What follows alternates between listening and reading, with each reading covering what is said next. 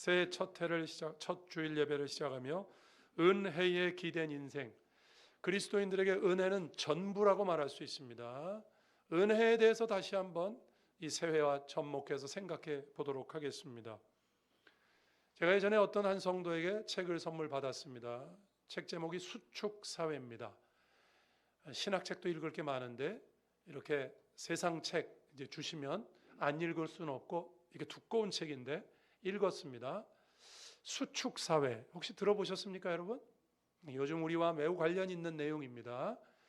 16세기 이후에 르네상스가 일어나고요. 산업혁명이 일어나면서 세계는 팽창사회였습니다. 팽창사회, 수축사회 반대죠. 무슨 얘기냐면 세계가 쭉 팽창하면서 여러 분야에서 분야에도 그렇고 발전이 이루어지고 또 그동안 발전되지 못하던 부분들을 찾아서 세계는 점점 팽창되기 시작했어요. 산업혁명 때 여러분 얼마나 많은 생산력이 증가했는지 아시죠? 그러다가 세계가 쭉 팽창해 오다가 그 책에 의하면 2008년 금융위기가 닥쳤죠. 그 이후 세계 경제는요, 세계는 급격하게 수축사회로 진입했다는 것입니다. 수축사회는 이런 뜻입니다. 저성장 기조가 장기간 지속되는 것을 말합니다. 성장이 없다 이거죠. 더 이상 파이가 커지지 않는 상태에 이르렀습니다. 계속 한 500년 동안 파이가 커졌어요. 세계인들이 먹고 살게 저 사람이 저걸 하면 저것 갖고 싸울 필요가 없었어요. 왜? 나는 이거 하면 되니까. 세계는 팽창하고 있었고 할 일은 많았으니까. 그런데 어느덧 여러분 세계가 발전하고 모든 정보가 공유되고 이제는 모두가 경쟁에 돌입했다 이겁니다. 그래서 알려지지 않은 분야가 없어요. 이젠 팽창이 더 이상 이루어지지 않고 있다. 그러다 보니까 기존에 있는 것 갖고 싸우고 경쟁이 치열합니다. 경쟁이 치열하다 보니까 원칙이 없어요. 미국 같은 여러분 대국도 이제는 자국의 이익을 위해서라면 얼마든지 뻔뻔하게 세상을 향해서, 이번에 이제 트럼프 정부가 들어서겠지만 세상을 향해서 야 우리가 먹고 살아야 되겠다 이렇게 남 봐줄 시간이 없다. 여러분 이런 걸 제로섬 게임이라고도 합니다. 제로섬 게임이라고 들어보셨어요? 모든 경기를 하는데 결국은 답이 제로라고요. 제로. 세상에서 더 이상 플러스가 일어나지 않아요. 아무리 뭘 해도 이제는 제로입니다. 제로.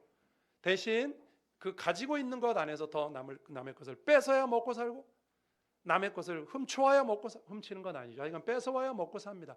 경쟁이 치열합니다. 그러다니까 상식이 없어지고 원칙도 없고 개인이나 세계나 각박해졌다는 것입니다. 이게 수축사회입니다.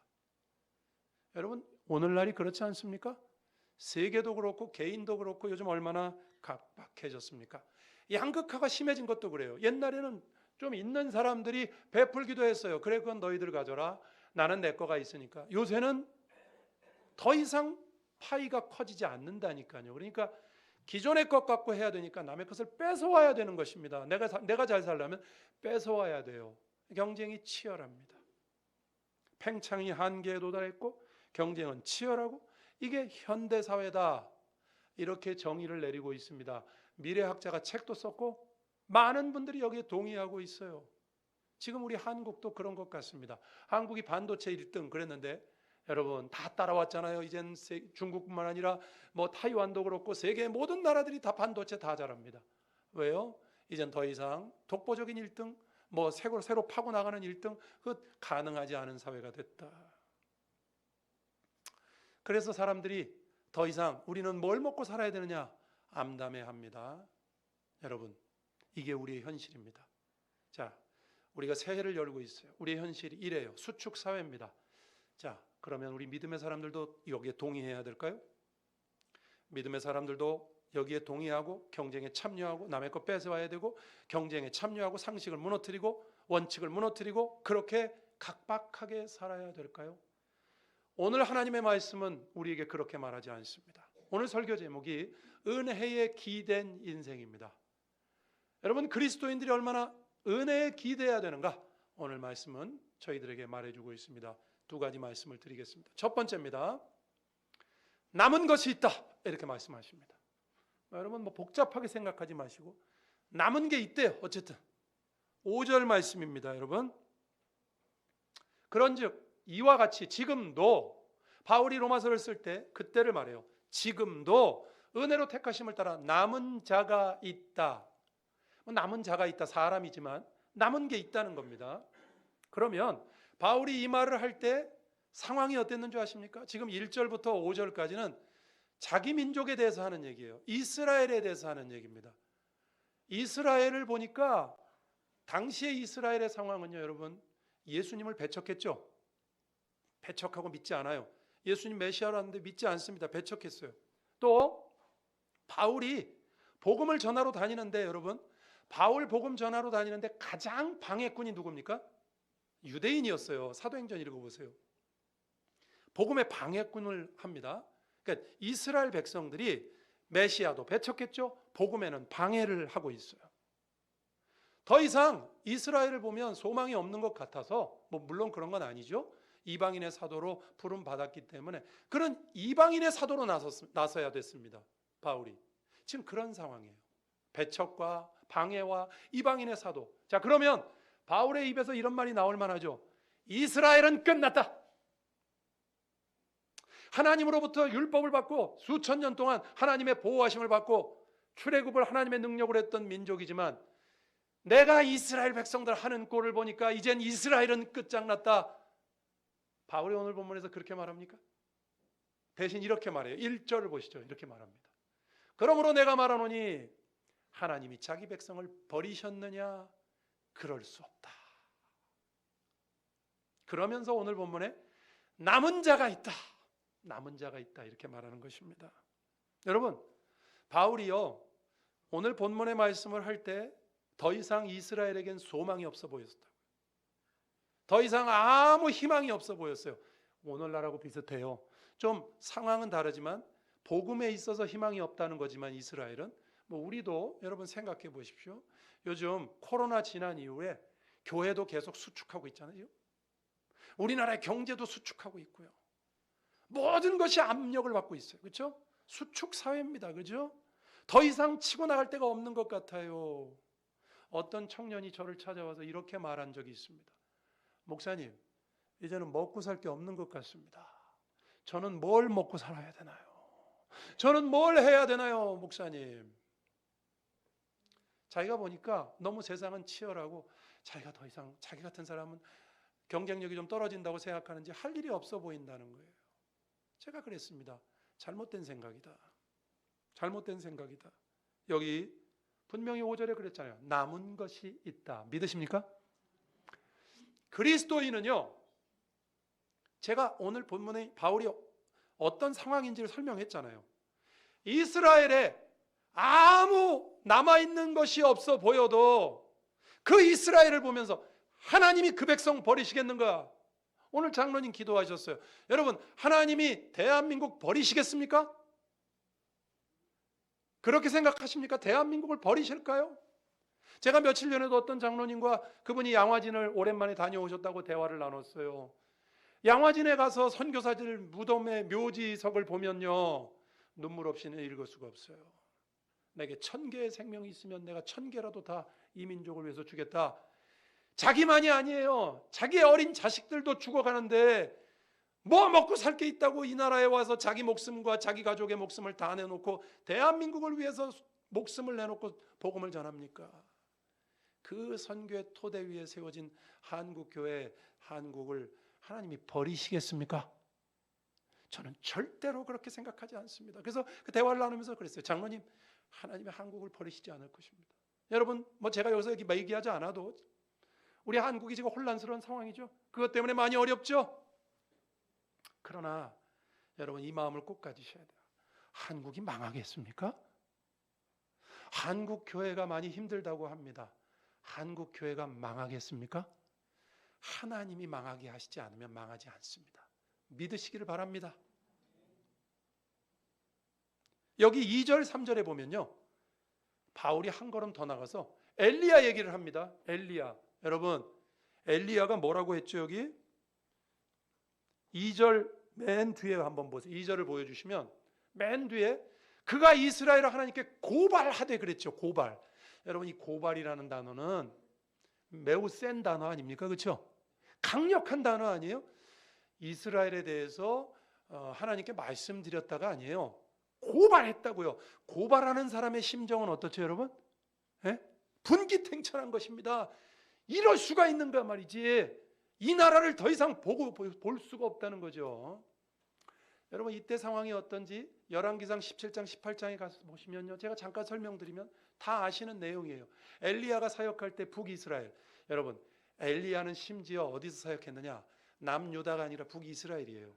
남유다는 메시아가 오는 정통성을 갖는 유다 지파고요, 북이스라엘은 여러분 선한 왕이 한 번도 나온 적이 없습니다. 아시죠? 우리가 아는 히스기야, 아사왕, 이런 왕은 다 남유다에서 나. 북이스라엘은요, 처음부터 끝까지 다 악한 왕, 처음부터 끝까지 우상숭배. 더군다나 엘리야가 사역할 땐 아합과 이세벨이라는 우상숭배 정점이었어요. 그래서 여러분 3절에 보십시오. 이렇게 말합니다. 주여, 그들이 주의 선지자들을 죽였으며 주의 제단들을 헐어버렸고 나만 남았어요. 하나님, 근데 나도 죽이려고 그래요. 그러니까 고발하는 것입니다. 화가 났죠. 마음속에 분이 났어요. 하나님, 이들을 어떻게 하시겠습니까? 북이스라엘, 그때도 주님이 뭐라고 하시는 줄 아십니까? 4절 보시죠. 이렇게 말씀하십니다. 그에게 하신 대답이 무엇이냐? 내가 나를 위하여 바알에게 무릎 꿇지 아니한 사람 7,000명 남겨두었다. 북이스라엘은요, 은혜가 없는 장소예요. 아예. 나중에 남유다는 포로로 잡혀갔다 돌아오죠. 성경에 보면 북이스라엘은 포로로 잡혀갔다 돌아왔단 말이 없죠. 예? 아수르한테 망한 다음에 바빌론에 이렇게 복속되고 거기서 이렇게 이방 민족하고 섞여가지고 사마리아가 되는 거예요. 사마리아, 북이스라엘에서 사마리아가 나오는 거예요. 정통성은 남유다에게 있어요. 그런데 그 정통성이 없는 북이스라엘에게도 하나님께서 남겨두셨어요. 의인을 7,000명이나. 남유다까지 포함한 게 아닙니다. 북쪽에만 7,000명이에요. 여러분, 엘리야가 선지자 아니에요? 그런 거 몰랐겠어요? 근데 자기 주변에는 아무도 없는 것 같았다고. 그래서 고발하는 거예요. 다 죽였어요. 하나님, 나만 남았어요. 아니, 네 눈으로 내 역사를 판단하지 마라. 내가 생각지도 못한 엄청난 것을 남겨뒀다. 그게 바로 오늘 본문에 은혜로 남은 자가 있느니라를 설명하면서 바울이 예로 드는 엘리야입니다. 여러분, 오늘 말씀이 우리에게 뭘 말합니까? 새해를 시작하면서 여러분, 우리가 올 한 해 우리의 삶과 여러분 가정과 하시는 일과 교회와 나라와 세계를 보면서 어떤 생각을 하셔야 되겠습니까? 아무리 어려워도 우리 입에선 이 말이 나와야 됩니다. 그래도 남은 것이 있다. 믿으십니까?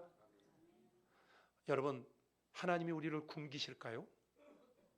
하나님이 우리를 죽이실까요? 하나님이 죽이시면 저는 죽겠습니다. 하나님이 죽이시면 방법은 없어요. 하나님이 우리를 버리실까요? 그리스도인이라는 사람은요, 아무리 힘들어도 입에서 그 말이 나오면 안 됩니다. 이제는 다 됐다, 끝났다, 할 게 없다. 누가 그래요? 하나님이 그 말 하는 거 허락하지 않으십니다. 엘리야가 화가 났다니까요. 고발을 했어요. 하나님, 나만 남았어요. 어떻게 할 거예요? 나 어떻게 해? 이제 쓸데없는 소리 하지 마라. 내가 7,000명이나 남겨뒀다. 믿으십니까? 바울이 이걸 왜 예로 들겠어요, 여러분? 자기 백성 끝난 게 아니다 이거죠. 이스라엘 끝난 게 아니에요. 11장 뒤에 가서 보면요, 이제 마지막 때 이방인의 충만한 수가 돌아오면 온 이스라엘이 구원을 받을 것이다. 바울은 이스라엘에 대해서 그런 전망을 갖습니다. 자기를 제일 많이 괴롭히고 있는 이스라엘 백성들인데, 여러분, 우리가 보는 현실 인식과 하나님이 행하시는 일은 많이 다르다는 것을 기억하시기를 바랍니다. 여러분, 올해도요, 여러분 작년에도 먹고 사셨죠? 그러니까 여기 지내고 계시잖아요. 여기 계시잖아요. 작년에도 하나님께서 여러분에게 먹을 것과 입을 것을 주셨죠? 올해도 그렇게 하실 것을 믿으십니까? 올해도 저는 2025년에는 올해의 은혜가 우리에게 남아있음을 믿습니다. 아니, 하나님 어디 가셨습니까? 새해에는 새해의 은혜가 있을 것입니다. 여러분, 성경은 이걸 이 남아있다는 표현을 이렇게도 표현해요. 하나님의 은혜는 다함이 없다. 들어보셨죠? 한량 없다. 에? 그 말이 이런 뜻이에요. 끝이 없다. 하나님의 은혜는 계속된다. 그런 뜻입니다. 한번 볼까요? 시편 77편 7절에서 10절입니다. 아삽이라는 사람이 자신의 어려운 상황 속에서 고민하다가 이런 말을 했어요. 주께서 영원히 버리실까? 다시는 은혜를 베풀지 아니하실까? 그의 인자하심은 영원히 끝났는가? 그의 약속하심도 영구히 패하였는가?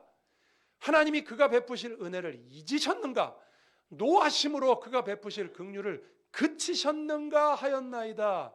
아삽이 그렇게 했다고요. 엘리야처럼. 그러다가 10절에 또 내가 말하기를 이는 나의 잘못이라. 거기까지만 읽을게요. 제가. 이는 나의 잘못이라. 아니더라 이거예요. 하나님의 은혜가 끝났다고 생각했어요. 더 이상 먹고 살 게 없다고 생각했어요. 여러분, 더 이상 내가 할 일이 없다고 생각했어요.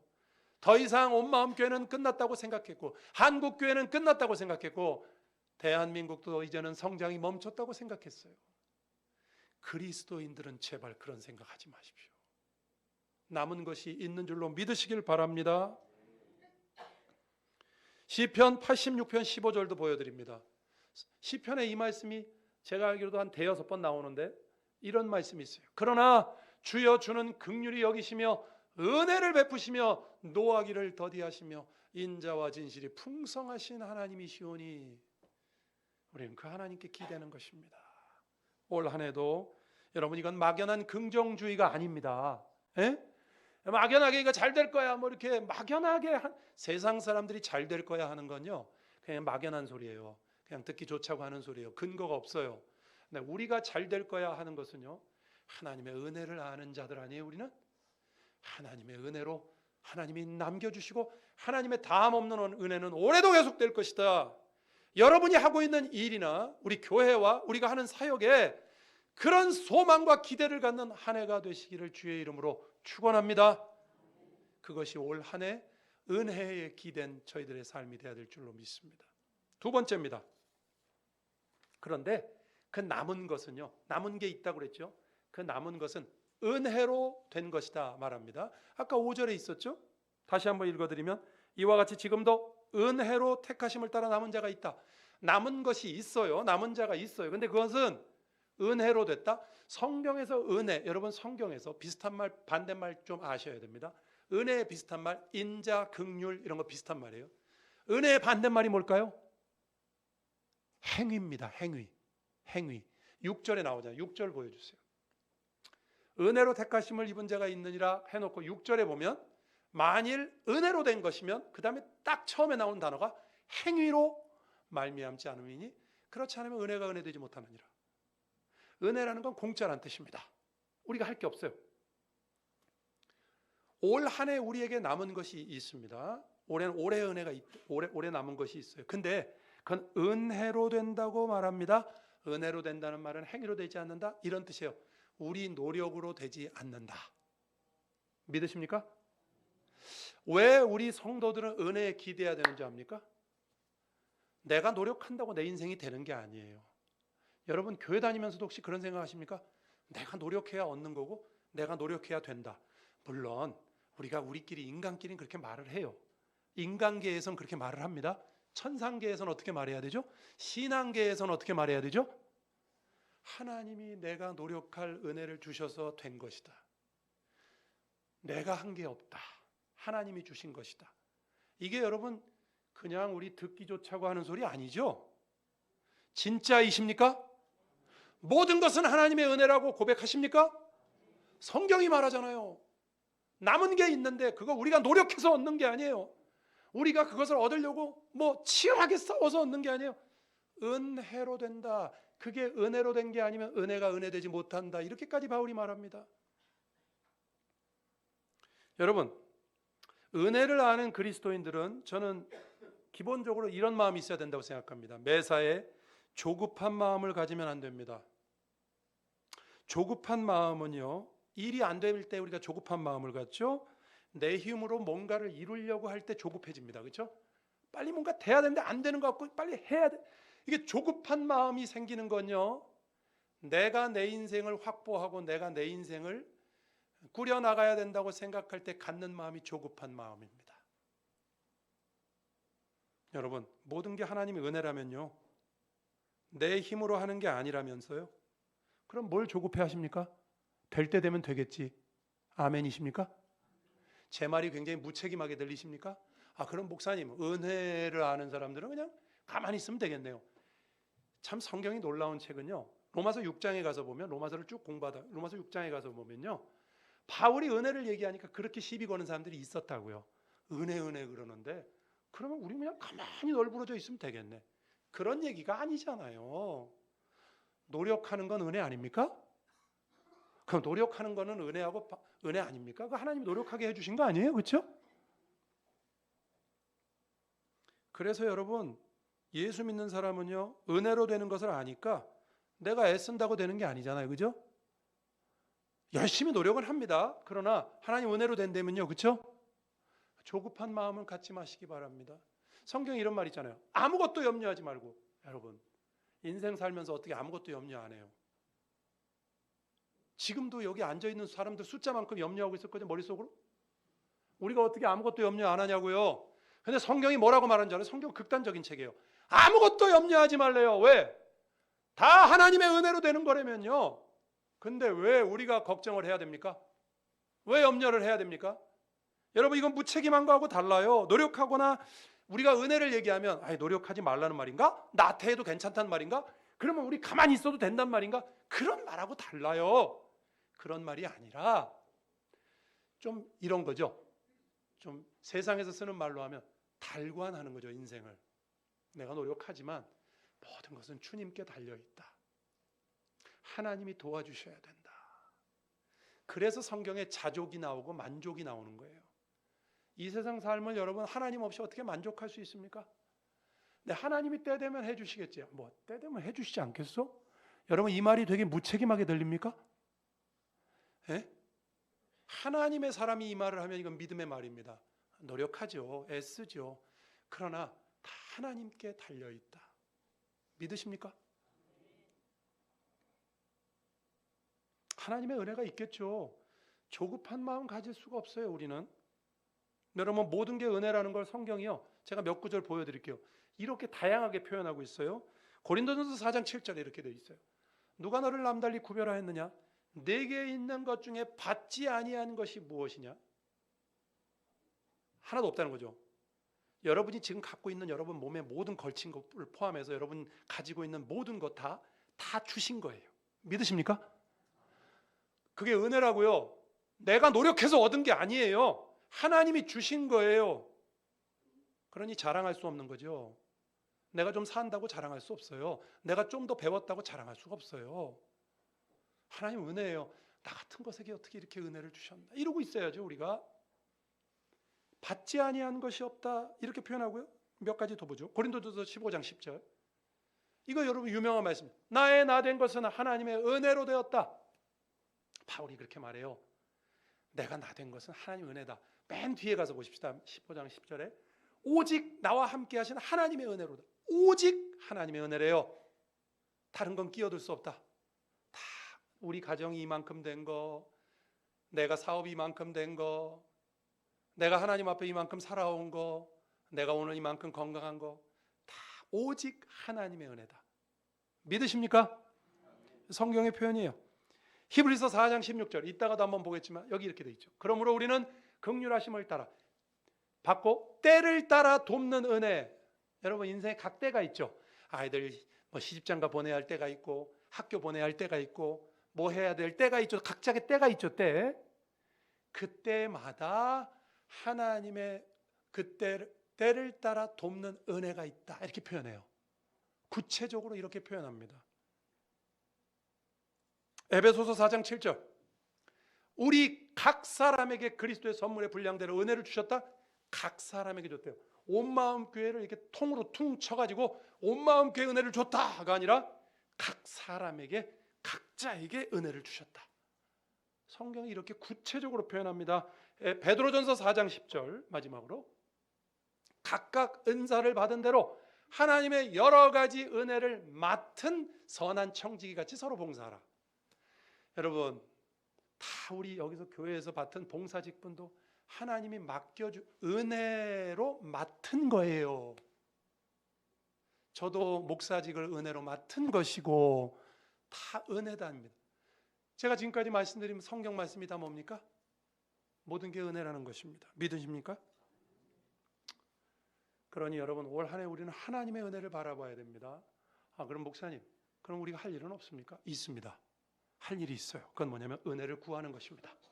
은혜를 구하는 것입니다. 다시 한번 보여드릴게요. 아까 히브리서 4장 16절 때를 따라 돕는 은혜를 얻기 위하여 그 다음에 나오는 말이에요. 은혜의 보좌 앞에 담대히 나아갈 것이니라. 나아간다는 표현.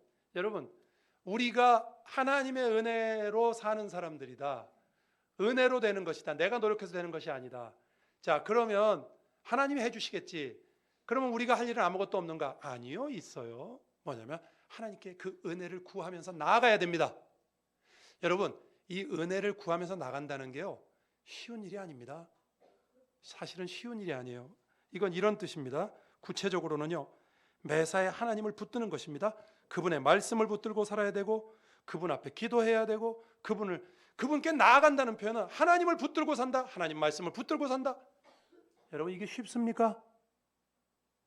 여러분 우리가 하나님 말씀 붙들고 사는 게 쉽던가요? 쉽지 않죠. 은혜를 아는 사람은 하나님 앞에 나아가야 됩니다. 그 은혜를 구해야 돼요. 하나님을 붙들어야 돼요. 내일부터 특세할 건데요. 여러분 잘 들으십시오. 1년에 한 번 특세하는데 새해를 시작하는데 기도로 시작하자. 이 얼마나 명분이 좋습니까? 그죠? 새해를 기도로 시작하자. 그러면요 여러분 은혜를 구하시는 분들은 길을 쓰고 나오셔야 돼요. 제가 내일 나오라고 협박하는 게 아닙니다. 여러분 은혜라면요 다 그 은혜를 내가 은혜 없이면 못 산다면요 하나님의 은혜 없으면 되는 일이 없다면요 근데 내가 할 일은 내 힘으로 되는 게 아니고 하나님의 은혜를 구하는 것밖에 없다면요 그러면 교회에서 기도해야 한다, 특세한다, 집회한다. 그러면 여러분 여기 빠지고 어디 가서 다른 은혜를 구하시겠습니까? 은혜를 구하는 건 쉬운 일이 아닙니다. 은혜를 구하실 수 있기를 주의 이름으로 축원합니다. 여러분 한나가 어떻게 은혜를 구했죠? 얼마나 기도를 했든지 엘리가 술 취했다 그랬잖아요. 은혜를 구하는 일이 쉬운 것이 아닙니다. 회사에 나가도 회사 일도 열심히 해야죠. 회사 일이 먼저가 아니에요. 뭐가 먼저냐면 은혜를 구하는 사람은 하나님이 먼저입니다. 하나님을 붙들어야 된다. 회사 일을 소홀히 한다는 뜻이 아니에요. 하나님을 붙들어야 된다. 여러분 우리나라에도 그런 사람들 7,000명을 남겨뒀다. 우리나라도 그런 사람들 많습니다. 번듯한 회사에 다니고 굉장히 중요한 일을 하는 사람들인데 이렇게 표현해요. 내 직업은 하나님의 사람이다. 지금 내가 하고 있는 일은 나의 부업이다. 그렇다고 그분들이 그 일을 설렁설렁 하는 줄 아십니까? 우리나라에서 1등으로 합니다. 그런데 이렇게 표현해요. 이건 부업이다. 내가 하나님의 사람으로 사는 게, 하나님의 은혜를 구하는 게, 하나님의 말씀을 붙드는 게 나의 본업이다. 믿으십니까? 말씀을 정리하겠습니다. 여러분 새해를 엽니다. 하나님의 남은 은혜 있을 줄로 믿습니다. 또 은혜로 될 줄로 믿습니다. 그러니 우리는 하나님의 처분만을 바라야죠. 그 하나님께 여러분 우리 시시각각 그분을 붙들고 그분께 나아가서 은혜를 구하시는 하나님의 백성들 되시길 주님의 이름으로 축원합니다.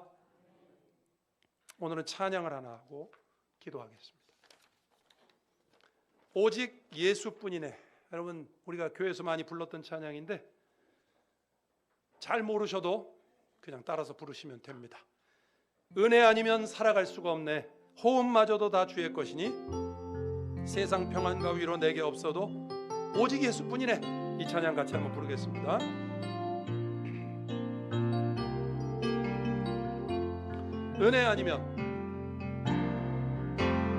은혜 아니면 살아갈 수가 없네. 모험마저도 다 주의 것이니. 아멘. 세상 평안과 위로 내게 없어도 예수, 오직 예수뿐이네. 그 신계회, 그 신계회 다 볼 수도 없고, 작은 고난에 지쳐도 주께 묶인 나의 모든 삶 버티고 견디게 하시네. 은혜 아니면 살아갈 수가 없네. 나의 모든 것 다 주께 맡기니, 참된 평안과 위로 내게 주신 주 예수, 오직 예수뿐이네.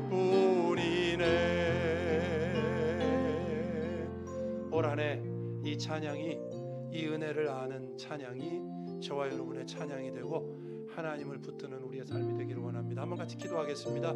주여, 은혜에 기댄 인생 되기를 원합니다. 저희들에게 은혜를 베풀어 달라고 같이 한번 기도하겠습니다. 하나님 아버지, 올 한 해 우리 대한민국과 한국교회와 온마음교회와 온마음교회 성도들의 가정과 개인들 위해 하나님이 은혜를 베풀어 주실 줄로 믿습니다. 은혜 아니면 되는 일이 없고 될 수도 없고, 저희들은 하나님의 은혜만 구합니다. 하나님의 은혜를 구합니다.